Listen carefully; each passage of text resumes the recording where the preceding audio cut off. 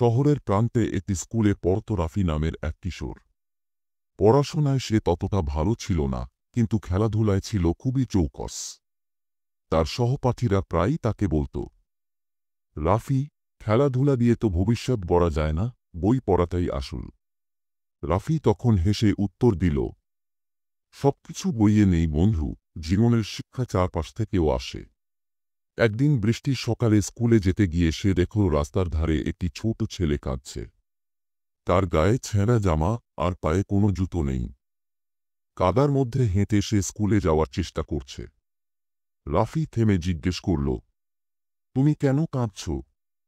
ছেলেটি বলল, আমাকে আজ শিক্ষক বলেছেন জুতো ছাড়া আসবে না, কিন্তু আমার তো জুতো কেনার সামর্থ্যই নেই।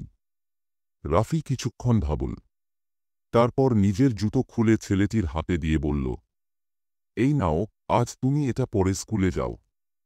ছেলেটি বিস্ময়ে তাকিয়ে বলল, তাহলে তুমি?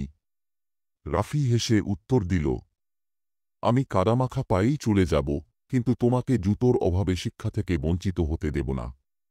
সেদিন সত্যি রাফি কাদামাটি মাখা পায়ে স্কুলে পৌঁছাল।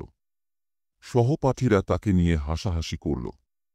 কিন্তু যখন শিক্ষক পুরো ঘটনা শুনলেন, তিনি সবার সামনে বললেন, আজ রাফি আমাদের সবচেয়ে বড় শিক্ষা দিল, আসল জ্ঞান শুধু বইয়ে নেই, বরং দয়া, ত্যাগ আর মানবতা মানুষকে সত্যিকার অর্থে মহান করে তোলে। আমরা প্রায়ই নিজেদের স্বার্থকে আগে রাখি, কিন্তু অন্যের উপকারে যদি সামান্য কষ্ট নিতে পারি, তবেই আমাদের জীবন হবে অর্থপূর্ণ।